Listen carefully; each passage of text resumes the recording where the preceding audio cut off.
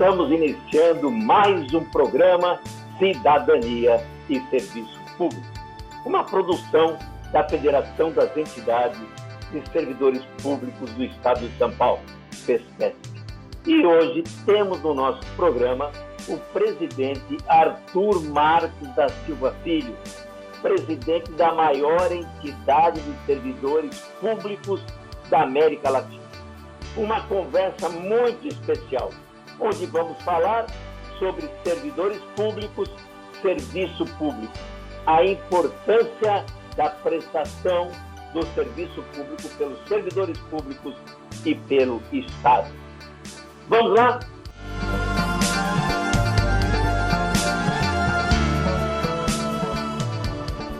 Hoje o nosso programa é uma conversa com o doutor Arthur Marques da Silva Filho. Doutor Arthur saiu da vice-presidência do Tribunal de Justiça diretamente para votos e assumindo a presidência da maior entidade de servidores públicos da América Latina, que é a Associação dos Funcionários Públicos do Estado de São Paulo. Tudo bem, doutor Arthur? Eu queria inicialmente agradecer ao presidente da federação pela oportunidade de poder me dirigir a todos. Muito obrigado. Aliás, a nossa federação nasceu exatamente aí na AFPESP. Não sei se o senhor sabe disso. Durante as primeiras dezenas aí de anos, já completamos mais de 60, foram aí exatamente como sede na AFPESP. Agora é que nós estamos com sede em outro lugar. Mas a AFPESP é muito próxima da FESPESP, né? Aí nasceu a FESPESP. Doutor Arthur, vamos falar um pouquinho de você, do seu currículo, rapidamente. Nós já conversamos aqui, você, antes de estar no cargo de desembargador, também passou por outros cargos públicos, e depois vamos falar um pouquinho da própria AFPESP. Pois não. Pois não. Vou ser bem rápido, né? Eu, com 16 anos, prestei concurso e ingressei na Academia do Barro Branco. Naquela época era Força Pública, né? Me tornei aspirante, fiz carreira militar até capitão, e eu fazia 2 anos que eu era capitão e ingressei na magistratura, formado em Direito, né? Mas, ingressando na magistratura, eu sempre tive uma participação associativa muito forte, né? Até por gostar de participar de todos os eventos, né? E tive chance, enquanto oficial da Polícia Militar, de trabalhar junto ao gabinete do prefeito de São Paulo, professor Miguel Colassuon, né?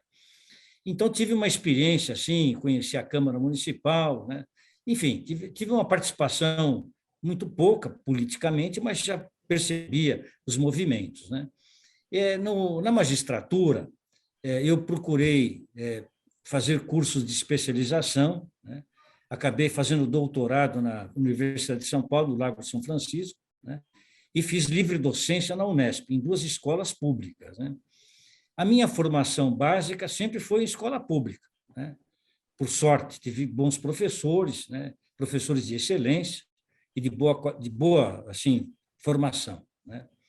Em relação ao tribunal, eu também ocupei alguns cargos, presidi minha Câmara, o grupo de câmaras, a seção de direito privado, que congrega 190 desembargadores, e fui vice-presidente do tribunal, né? Eu quero dizer o seguinte, né? Há 2 motivos fortes, na minha visão, para se alcançar êxito na nossa atividade: concursos públicos e eleições. Os concursos fazem a seleção das pessoas que se habilitam a determinados cargos públicos. As eleições purificam a qualidade daqueles que vão nos dirigir, né? Então, esses 2 temas são muito caros para mim. Eu sempre disputei eleições. No órgão especial do Tribunal de Justiça, eu tive 2 mandatos eletivos, né? O órgão especial é formado por desembargadores eleitos e pelos mais antigos. Eu disputei por 2 vezes e fui reeleito. Então, eu tenho assim uma certa admiração por aqueles que concorrem e por aqueles que exercem funções eletivas. A eleição é uma forma de seleção que se faz aos dirigentes. E os concursos públicos credenciam, habilitam a pessoa a exercer o cargo público, né, que eu penso é essencial ao serviço público e à própria administração pública, né? Não dá para terceirizar serviços essenciais que não têm nenhuma finalidade lucrativa. Ao contrário, os investimentos deveriam estar direcionados a essas prestações de serviços direcionados aos públicos e através, evidentemente, dos servidores públicos, né? Daí a necessidade de concursos para a escolha de pessoas que se habilitam a exercer essa atividade, né? E com certo sucesso. Nós vimos aí, por ocasião da pandemia, né, o sucesso que nós tivemos em relação aos bombeiros, aos policiais, às enfermeiras, aos médicos, todos os prestadores de serviço público, né? E nós tivemos a chance de verificar a qualidade da prestação do servidor, né, e do serviço público, né? Aliás, nós temos que pensar em termos de cidadania, né, presidente? A cidadania ela é composta sem nenhuma discriminação de idade, credo, e, enfim, sem nenhuma discriminação, uma igualdade absolutamente não formal, mas substancial, né? E prestigiar a cidadania, a dignidade da pessoa humana, né? E o serviço público deve vir de encontro a isso, né? O servidor público é partícipe da administração, né, voltada ao interesse público, né? Então, o meu pensamento eu sempre consigo pensar na conjugação cidadania, serviço público. O serviço público deve propiciar condições para que a pessoa alcance a cidadania na sua plenitude, conforme o dispositivo do artigo 6º da Constituição, né? Perfeito. O senhor tocou em dois pontos importantes democraticamente, que é eleição e concurso público. São democráticos porque dão a liberdade democrática de participarem de eleições e de participarem de concurso público. Todo cidadão tem esse direito. Então, é altamente democrático, né, presidente? Eu noto o seguinte, né? E ainda há um certo ranço de conservadorismo, né? Eu percebo isso. Não, é da tradição. Isso daí é uma questão utópica, né? As tradições, elas são das instituições, não das pessoas, né, presidente? As instituições, assim, que têm tradições fortes, né? Nós percebemos, por exemplo, esse MMDC, é uma tradição consagrada no nosso território paulista, Sim, né? sim. E outra, reforça a ideia de que o sistema deve ser um sistema democrático, né? Aliás, o primeiro dispositivo da Constituição assegura o estado de bem-estar social, o estado democrático de direito, ou seja, há uma igualdade absoluta entre todas as pessoas, sem nenhum ranço de discriminação. A tradição não é da pessoa, é da entidade, né, presidente? E eu fico feliz de saber que a sua entidade também é longeva, né? E nós percebemos que as entidades, todas elas de representação, né, elas passam por um problema sério, por um desgaste muito grande, exatamente com esses objetivos do governo, né, de desfigurar o serviço público, né? Na minha visão, há uma desfiguração do serviço público e da qualidade da cidadania. Houve um ministro que disse onde já se viu uma empregada doméstica ir lá para a Disney, né? Quer dizer, realmente há uma desqualificação da cidadania, né? Isso daí demonstra, né, que há um certo ranço até em relação ao progresso individual das pessoas, né? E outra, no serviço público de qualidade, né, você tem as características da impessoalidade, da publicidade, da moralidade, que resguardam a administração, sobretudo no artigo 37 da Constituição, né? Eu sempre lembro aqui aos colegas, né, que a nossa preocupação, inclusive como entidade de classe, é prestigiar as disposições constitucionais, né? Porque é na Constituição que nós temos a nossa segurança jurídica, né, Gozzi? Com certeza. A Constituição que assegura a livre iniciativa e a associação, né? As Então, associações têm garantia constitucional. tocando nesse ponto, estamos passando por um momento que eu entendo terrível para o serviço público, para o servidor público, com as diversas modificações, ou tentativa de modificar a Constituição. E, neste momento, o senhor está exatamente presidindo a AFIPESP, a maior entidade de servidores públicos da América Latina. Qual é o trabalho que o senhor acha importante desenvolver na AFIPESP durante esse período?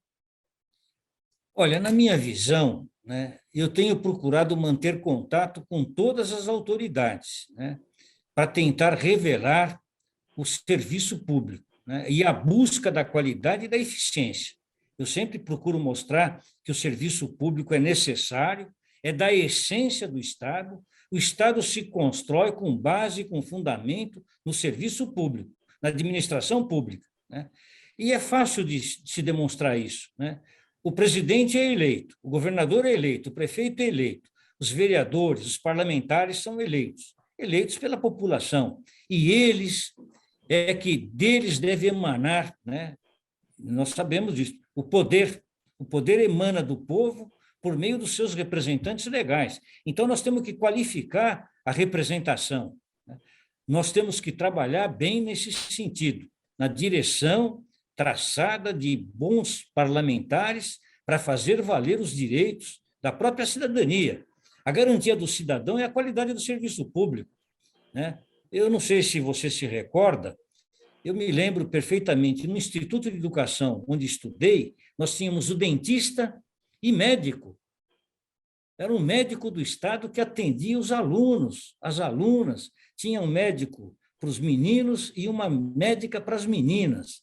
Nós tínhamos uma dentista para as meninas. Claro que você vai dizer, mas aí havia uma discriminação. Mas era coisa da época. Na época, aquilo que valia, né?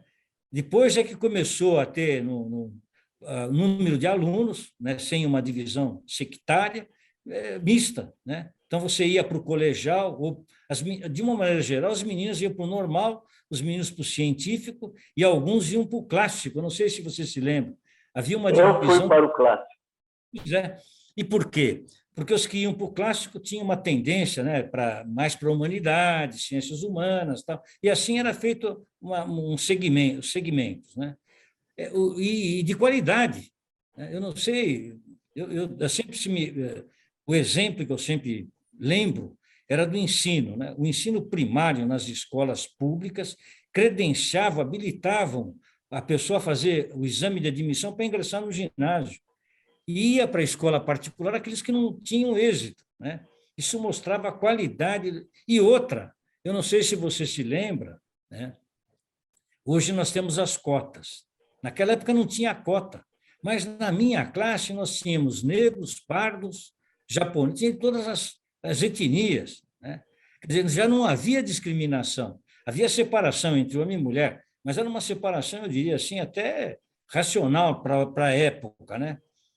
Porque as meninas iam sempre de saia, tal, os meninos de uniforme e tal, mas a verdade é uma só: a qualidade do serviço público ela começa a ser deteriorada pela política.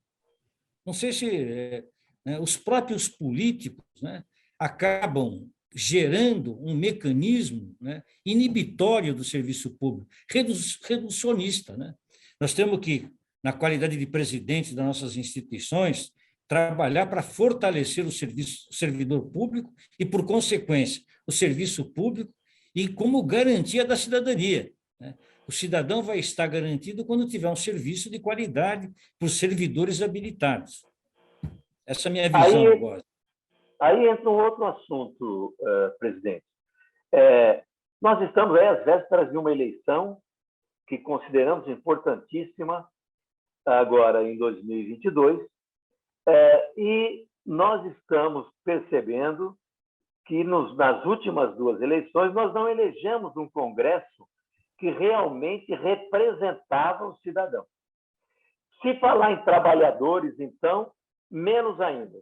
Mesmo juntando trabalhadores da iniciativa privada e do serviço público, nós temos pouquíssimos representantes no Congresso. Claro que o Congresso tem que representar toda a sociedade, mas em cada uma das suas partes, mas o menos representado no Congresso é exatamente o trabalhador. E, mais do que isso, nós temos um Congresso que se forma num bloco que está muito mais preocupada nas emendas de deputados, nas emendas secretas, do que exatamente num trabalho mais claro de melhoria da cidadania brasileira. Como é que o senhor vê isso nessa próxima eleição? Como fazer para termos uma eleição mais clara, mais representativa? Olha, você tocou num ponto importante, né? Nós percebemos que várias atividades profissionais formaram blocos dentro do parlamento e dentro da Assembleia também. Hoje você tem a bancada da bala, né? A bancada evangélica, né? A bancada policialesca, a bancada miliciana, e a bancada, a quinta bancada, que é a bancada eleitoreira, né? Que são aqueles que, tradicionalmente, né, se repetem por gerações, né? E gerações de políticos, né, profissionais, né? Então, o que acontece é que, no momento da escolha, né, nós temos que alertar bem todos, né, para fazer escolhas com base em alguns critérios, que eu diria assim, voltados à nossa atividade, né? Porque você percebe, o grupo, nós temos vários funcionários públicos dentro do Congresso Nacional, né? Quer dizer, a estrutura burocrática do Congresso Nacional formada por servidor público quase, né? Você percebe o Tribunal de Contas, os tribunais, né? As consultorias, né? São todos funcionários públicos, né? E nós deveríamos eleger pessoas diretamente vinculadas ao serviço público, exatamente para fazer a defesa institucional da administração pública, não do interesse privado, né? Você nota, por exemplo, que existem algumas bancadas que elas têm direções traçadas, né? E se identificam com os dogmas, eu diria assim, daquele grupo, né? Não vai longe. Nós temos bancada da bola até na Câmara Municipal de São Paulo, né? A influência, eu diria assim, desses movimentos mais radicais conduziram pessoas que, sem nenhuma habilitação, eu diria assim, com características humanísticas, né? E o Congresso e os nossos parlamentares, sejam municipais, estaduais ou federais, eles deveriam ter assim um consenso da atividade da administração pública, e principalmente do servidor, e da cidadania, né, Gozzi? São pessoas que deveriam prestigiar. Se você prestigiar a administração pública, o servidor, você está garantindo uma cidadania plena, eficaz, né? Porque eu não sei se você se lembra, um dos princípios da nossa Constituição Cidadã é a erradicação da pobreza, a eliminação da vulnerabilidade social. Quem que faz isso? A atividade privada faz isso? Não. Quem faz isso é exatamente o servidor público, que atende no posto de saúde, que atende no departamento da polícia, e assim por diante, né? Pois é. O senhor tocou num ponto, nós até conversamos antes de iniciar o programa, que é a nossa Constituição Cidadã de 1988. Realmente, acho que foi uma primeira vez que a Constituição teve uma preocupação grande com o cidadão, grande com o bem-estar social, grande com aqueles que não têm condições de ter uma boa vida, sem com que o Estado se preocupe com ele. No entanto, nós tivemos tantas modificações nessa Constituição de 88, desde a questão da reforma trabalhista, questão de terceirização, a própria reforma da Previdência, e, por último, inclusive, a tentativa da reforma administrativa PEC 32, que nós lutamos contra, conseguimos segurar a votação, mas que pode ainda voltar ao plenário para votação pós-eleições. O senhor não acha que nós estamos rasgando páginas da Constituição Cidadã e que nós temos que nos preocupar com que isso não aconteça? Olha, para se ter uma ideia, né, nós temos agora a PEC 103, né? A Constituição, portanto, foi emendada 103 vezes. Isso mostra que houve uma desconfiguração constitucional, na minha visão, né? singela, assim, de modo simples. E ela aborda, basicamente, restrições, sobretudo, em relação aos servidores públicos, né? Parece que uma preocupação de diminuir a capacidade, eu diria assim, do serviço público, né? Há um enxugamento das nossas atividades, né? Eles dizem, mas a tecnologia pode resolver. Mas a tecnologia, você pode treinar o servidor público, né? Eu diria assim, a questão relacionada à reforma administrativa e à sua paralisação, nós temos que lutar para que isso não aconteça. E se acontecer uma reforma, ela tem que ser para melhorar a qualidade do serviço, não para diminuir, para enfraquecer a administração pública, né? Nós não podemos entender que os serviços essenciais do Estado vai sofrer mais desgaste do que já sofreu, né? Episodicamente, tanto na emenda 19, como na 20, na 103 e assim por diante, na 32, né? Você percebe que todas as emendas constitucionais buscaram enfraquecer a administração pública e, o que é pior, o servidor, né? Tentando inferiorizá-lo em relação aos demais trabalhadores, né? E a emenda que trata da reforma trabalhista também, ela vilipendia, né, os chamados direitos sociais, né? Ela agride os chamados serviços sociais. E há pouco tempo atrás, eu ouvi uma manifestação que me deixou chocado, né? Diz assim, os direitos fundamentais, direitos e garantias fundamentais constituem cláusula pétreas. Mas acontece que você vai nos direitos sociais e vai lá, quando trata do servidor público, não tem cláusula pétrea, né?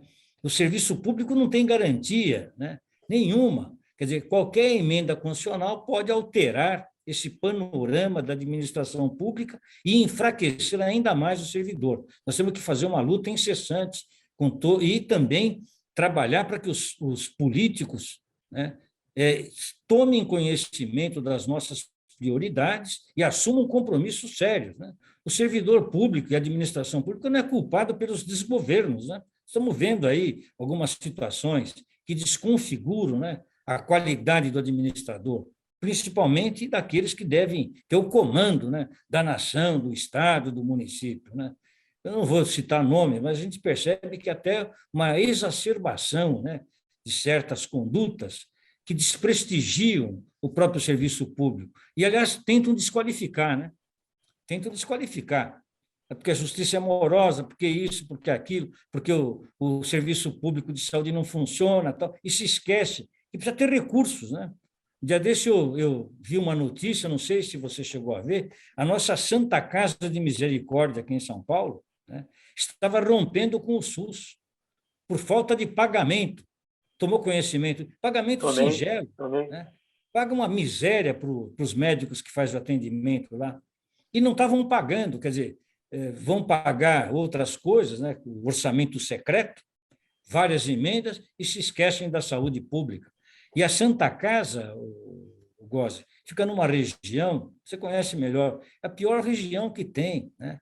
Que envolve todas essas pessoas, né, que são desprezadas pelo poder público, né? Você fala, mas são viciados, mas são pessoas necessitadas, né? Ninguém fica ali porque gosta, né, ou porque tem prazer, né? O problema todo é a dificuldade que você tem de criar mecanismos que solucionam um problema que é grave na cidade de São Paulo, né? Hoje, em todas as esquinas, você tem pedintes, né, e pessoas dormindo. É uma coisa assim triste, né? E o que é isso? É a ausência de uma qualificação do serviço público com habilidade suficiente para tentar encontrar soluções para isso, na minha opinião. A ausência do próprio Estado, né?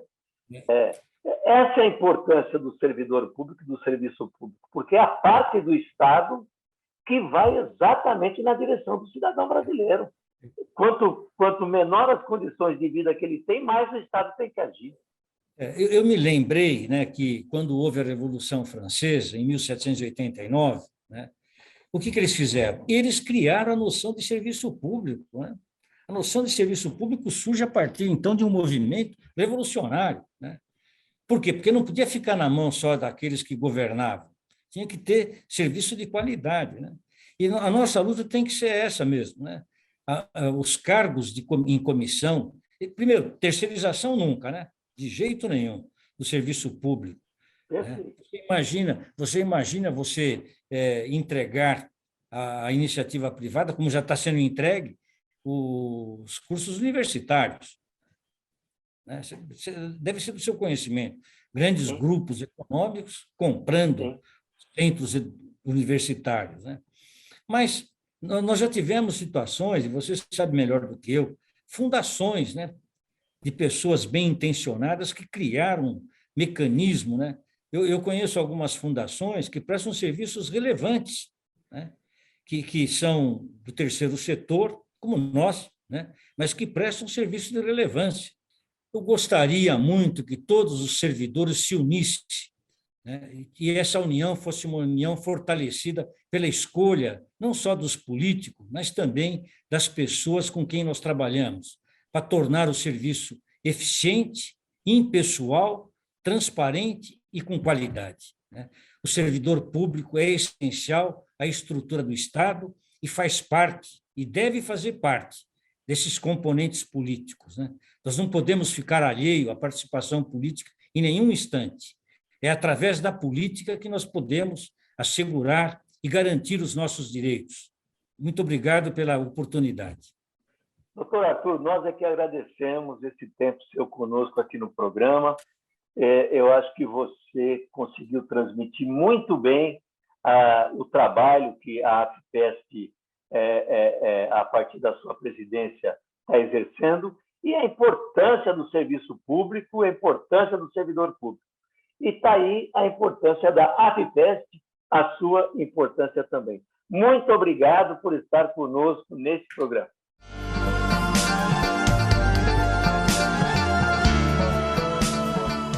Chegamos ao fim de mais um programa Cidadania e Serviço Público, da FESPESP, Federação das Entidades de Servidores Públicos do Estado de São Paulo.